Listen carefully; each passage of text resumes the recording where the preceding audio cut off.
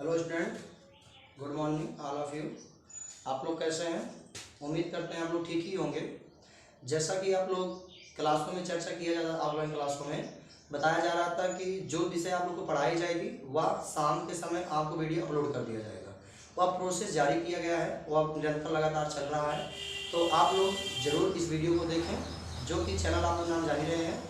Channel का नाम हमारा पीएस ज्ञान कोचिंग सेंटर, यूट्यूब पे जा करके इसको आप सब्सक्राइब कर दें और आपको हर डेली वीडियो अपलोड मिलती रहेंगी, नोटिफिकेशन आपके मोबाइल पे आता रहेगा। जैसा कि आप लोग को बताया गया था कि जो भी वीडियो इम्पोर्टेंट होती हैं, जो भी आप एग्जाम को लेकर के ज़्यादा एक्टिविटी होती हैं, वही वीडियो इस पर डाली जा रही हैं। तो आप लोग इस वीडियो को जरूर देखें और अपने दोस्तों के साथ, अपने मित्रों के साथ जरूर शेयर करें और ज़्यादा से ज़्यादा लोगों को इकट्ठा करें और उसको देखें, जिससे आप लोग ज़्यादा से ज़्यादा यूज कर सकें इसको। तो इसी के दौरान देखते हुए आपका वीडियो लगाया जा रहा है। जो आज का वीडियो है बहुत खतरनाक तरीके से है, जो आज मैं आपको पूरी की पूरी तरह से संतुष्ट करने का प्रयास करूंगा और आप लोग भी एकजाट होकर के नोट और कापी और कलम लेकर के बैठ जाए। जो चीज़ें आप कहीं पर डाउट लगे उसको आप लोग नोट कर लें और उसको कमेंट बॉक्स में जा करके उसको जरूर बताएं कि सर मुझे ये चीज़ यहाँ पर समझ में नहीं आया है। मैं वहाँ पुनः अगले दिन प्रयास करूँगा समझाने का, जो कि आप लोग किसी प्रकार समस्या नहीं होगी अगर आप लोग अच्छे से वीडियो देख रहे हैं तो। चलिए अब चलते हैं अपने सेक्शन की तरफ। लेक्चर नंबर आज है हमारा 3, जो मतलब लेसन का नाम है या पार्ट का या हमारा हेडिंग है रेखी आवर्धन है। इसे हम बोलते हैं लाइनर मैग्निफिकेशन, जो कि इस कक्षा 10 और 12 दोनों में चीज यूजफुल होने वाला है और साथ में आपके एग्जाम में भी आना ही आना है। जैसा कि परिभाषा तो यहाँ पर डेरिवेशन के दौरान परिभाषा के बारे में चर्चा कर दे रहा हूँ, वह लिखा नहीं रहा हूँ। परिभाषा बेटा इसकी होते हैं किसी गोली दर्पण की वस्तु की लंबाई और प्रतिबिंब की लंबाई। किसी गोली दर्पण की जो प्रतिबिंब की लंबाई होती है और जो वस्तु की लंबाई, दोनों का अनुपात जो होता है वह रेखी आवर्धन कहलाता है, जिसे हम स्मॉल एम से प्रदर्शित करते हैं। स्मॉल एम का मतलब होता है मैग्निफिकेशन, जिसे हम आवर्धन कहते हैं। तो आप लोग इतना जान लीजिएगा कि जो प्रतिबिंब की लंबाई होती है उसे एच डॉट से दर्शाते हैं और जो वस्तु की लंबाई होती है उसे यस दर्शाते हैं। मैं यहाँ पर थोड़ा सा फार्मूला को लिख दे रहा हूँ। रैखिक आवर्धन एम बराबर, हम यहाँ लिख दे रहा हूँ रैखिक आवर्धन एम बराबर एच डॉट अपॉन एच। ये चीज हमको प्रूव करना है और प्रूव करके हमको दिखाना है और यही बेटा फार्मूला आपका बन जाएगा, भी सिद्ध करेंगे। एम बराबर H dot upon H equal to minus V बटा यू, जहां एच डॉट क्या है, जहां एच डॉट बेटा हमारा है प्रतिबिंब की लंबाई और एच क्या है वस्तु की लंबाई और भी क्या है प्रतिबिंब की दूरी और यू क्या है वस्तु की दूरी। अब हम चलते हैं आवर्धन का सूत्र प्राप्त करते हैं। आवर्धन का सूत्र, अब यही चीज हम डेरिवेशन के माध्यम से प्राप्त करेंगे, निगमन के माध्यम से प्राप्त करेंगे। तो जरूर आप लोग इसको देखिए समझिए।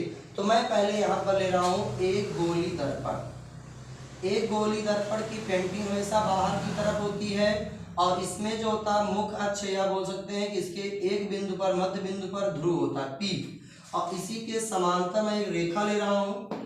इसी के समांतर में एक रेखा ले रहा हूँ, जो रेखा ध्रुव पे आकर के मिल रही है और इसी के समांतर से जब कोई प्रकाश की किरण जाती है और दर्पण पर पड़ती है तो वहां से उसका बेटा परावर्तन होता है और परावर्तन जहां पे होता है उसका नाम होता है फोकस दूरी। क्या नाम होता है? फोकस दूरी। और इस प्रकार से जब आप लोग जानते होते हैं कि सेंटर जो होती है केंद्र, केंद्र से होकर जाने वाली प्रकाश किरणों का ना कोई परावर्तन होता है और ना कोई अपवर्तन होता है। तो आप इस प्रकार से समझ गए होंगे इतने चीजें। अब हम यहाँ पर क्या करता हूँ, इसी के बिंदु से आप वस्तु के अंतिम बिंदु की लंबाई से हम लेते हैं काल्पनिक रेखा। कौन सी रेखा लेते हैं? काल्पनिक रेखा। और काल्पनिक रेखा का जब परावर्तन होगा तो प्रतिबिंब के कटान बिंदु से होगा। कहां से होगा? प्रतिबिंब के कटान बिंदु से होकर जाएगा। तो इसी कटान बिंदु के हिसाब, इसी डॉट रेखा का हम आवर्धन निकालेंगे। इसका थोड़ा नामकरण कर देते हैं। इसका नाम हो जाएगा बी, इसका नाम हो जाएगा ए, इसका नाम हो जाएगा पी, पी हमारा हो गया है, यहाँ हो जाएगा डी, यहाँ हो जाएगा M1 और यहाँ हो जाएगा M2। इस प्रकार से हर रेखाओं के नाम दे दिए गए हैं बिंदु। अब इसमें थोड़ा सी चर्चा करेंगे लेकर। तो बेटा जो यहाँ से लेकर यहाँ की जो ऊंचाई है उसका नाम है h, और h कैसा होगा, ऊपर की तरफ की दूरी धनात्मक होती है। अब उसके नीचे की लंबाई, यहाँ देखिए बिंदु कट रहा है, इसका बेटा नाम दे देते हैं a डॉट, यहाँ देते हैं थोड़ा सा देते हैं b डॉट, और बेटा इसका मान हो जाएगा h डैश। और देखिए जो यहाँ पर वस्तु ली गई है इसकी बेटा यहाँ से लेकर के यहाँ की दूरी होती है u माने वस्तु की दूरी, और इस बिंदु का जो कटान बिंदु यहाँ काटा प्रतिबिंब हो जाती है, इसका नाम होता है भी दूरी। अब भी माने होता है दर्पण से प्रतिबिंब की दूरी। अब हम यहाँ से बात करते हैं, यहाँ लिखते हैं चित्र से स्पष्ट है, चित्र से स्पष्ट है कि, चित्र से स्पष्ट है कि कोण, देखिए यहाँ से एक चीज आपको बता देना चाहेंगे, जो ये रेखा दिख रही है रेखा यही है, और जो ये रेखा दिख रही है वो रेखा ए है। तो जो किरण जाती है उस किरण का नाम होता है आपतित, और जहां से लौटती है उसका नाम होता है अपवर्तित। अब यहां से हम बात करेंगे कोण किसकी बेटा, ए बी पी की, या बात करेंगे बी पी ए की। तो कोण बी पी ए बराबर किसके, कोण हो जाएगा आपका ए पी ए डॉट के, ए पी ए डॉट के, किसके नियम से, परावर्तन के नियम से, किसके नियम से, परावर्तन के नियम से। अब आप सोचेंगे सर ऐसा क्यों हो गया, तो आपको बताना चाहते हैं कि जो आपतन कोण होती है आई वह सदैव अपवर्तन कोण आर के बराबर होती है, इसीलिए जो आपका बी पी ए है वह आपका बेटा ए पी ए डैश के बराबर हो गया है। अब यहां से फिर बात करेंगे कोण ए बी पी की, कोण ए बी पी। अब अगर चर्चा करें बेटा, कोण ए बी पी एक समकोण है, इसको भूल जाइए, याद रखिए ए बी पी एक समकोण दिख रहा है, कुछ ऐसा चित्र दिख रहा है, ये समकोण होता है जो 90 डिग्री का कोण बनाता है यहाँ पे। इसलिए ए बी पी एक समकोण है, इस वाले चित्र में कौन सा समकोण होगा, तो कहेंगे सर ए डैश बी डैश पी एक समकोण। देखिए यहाँ पे ऐसे चित्र बन रहा है, इसी प्रकार से हम कह देंगे बराबर कोण A dot B dot P क्या है, समकोण है, क्या है, समकोण है। इस प्रकार से हम यहाँ पे समझ गए। उम्मीद करते हैं सही बच्चे ऐसे समझ पाए होंगे। और किसी कोई दिक्कत कहीं होगा तो आप लोग कमेंट बताएंगे, मैं उसको फिर समाधान कर दूंगा। अब फिर यहाँ से बात आती है बेटा किसकी, त्रिभुज की। जब समकोण हो गया तो समकोण त्रिभुज बन जाएगा यहाँ से, तो बोलेंगे किसके, स्थित से, किससे बोले बेटा, स्थित से। स्थित क्या बोलता है कि कोण, जो यहाँ बोलेंगे त्रिभुज ए बी और बेटा क्या पी, ए बी पी तथा त्रिभुज किसका बेटा, ए डॉट बी डॉट और क्या बेटा, ए डॉट बी डॉट और पी क्या है, एक समरूप त्रिभुज है। क्या है, एक समरूप त्रिभुज है। और कौन त्रिभुज है, समकोण त्रिभुज है। इस प्रकार से हमने बता दिया। समरूप का मतलब बेटा था बराबर है, तो समरूप बराबर का मतलब बेटा हो गया अगर इस कोण का लंब उस कोण के लंब के बराबर होगा, इसका लंब इसके बराबर होगा, इसका आधार इसके, मतलब दोनों त्रिभुज की हर भुजा बराबर होगी। तो जब हर भुजा बराबर होगी तब बेटा इसमें क्या लेते हैं, tan थीटा। क्या लेते हैं, tan थीटा बराबर क्या होता है, लंब बटे आधार, लंब बटे आधार होता है। तो बताइए त्रिभुज ए बी पी में लंब कौन होगा, त्रिभुज ए बी पी में बेटा लंब हमारा होगा ए बी।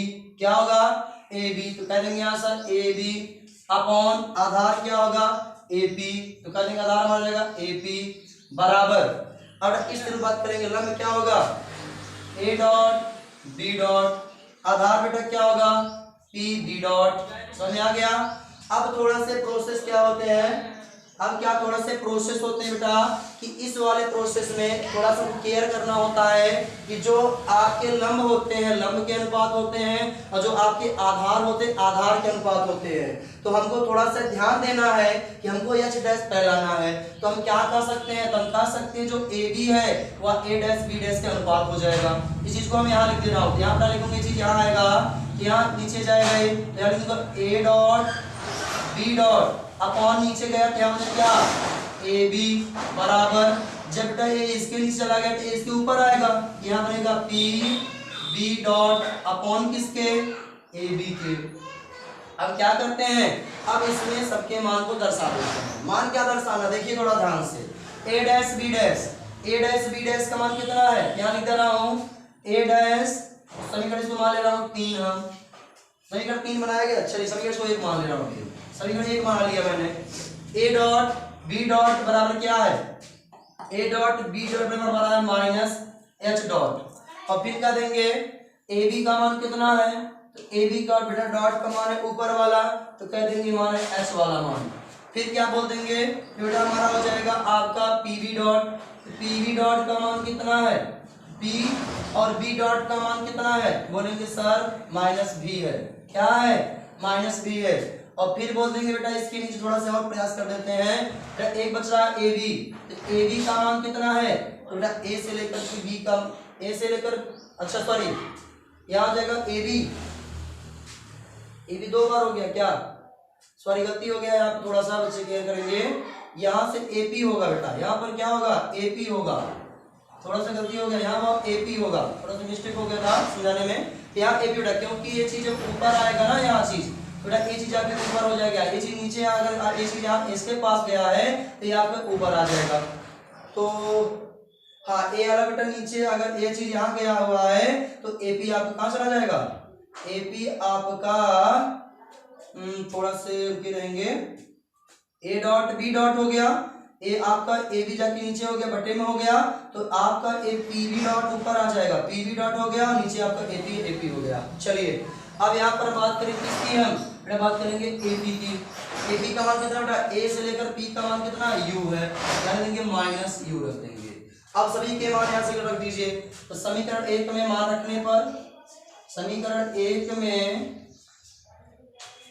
में मान रखने पर बेटा 1 में मान रख देंगे, तो ए डॉट बी डॉट का मान कितना है, कहेंगे सर माइनस एच है, एच डॉट है। अब बोलेंगे बेटा ए बी का मान कितना है, ए बी का मान एच है, बटे एच लिख देंगे। और फिर बेटा हमारा पी बी डॉट का मान कितना है, तो पी बी डॉट का मान बेटा है माइनस बी है, माइनस बी रख देंगे। और ए पी का मान कितना है, तो माइनस यू है, माइनस यू रख देंगे। माइनस से माइनस कट गया, minus H dot upon H बराबर किसके, बी अपॉन यू के। अब हो गया ये, अब ना इसी को लिख देंगे इस प्रकार क्या हम कह सकते हैं कि इस प्रकार रेखी आवर्धन से रेखी आवर्धन क्या बोलता है, रेखी आवर्धन बोलता है किसी गोली दर्पण के जो प्रतिबिंब की लंबाई होती है और जो वस्तु की लंबाई का अनुपात होता है, रेखी आवर्धन कहलाता है। देखिए बेटा प्रतिबिंब की लंबाई हो गया वस्तु की लंबाई, यहाँ लिख सकते हैं इस प्रकार से रेखी आवर्धन से आता यम बराबर minus H dot upon H बराबर किसके, v अपॉन यू के। तो हो जाएगा यम बराबर एच डॉट अपॉन एच बराबर माइनस v अपॉन यू के। यही हमारा हो जाएगा रेखीय आवर्धन का सूत्र। अब बता सकते हैं जहां एच डॉट प्रतिबिंब की लंबाई है, जहां लिख देंगे जहां एच डॉट प्रतिबिंब की लंबाई है, अब बेटा एच क्या है तो बताएंगे वस्तु की लंबाई है। अब बेटा यहाँ पे यू क्या है, वस्तु की दर्पण से वस्तु की दूरी है, दर्पण से वस्तु की दूरी है।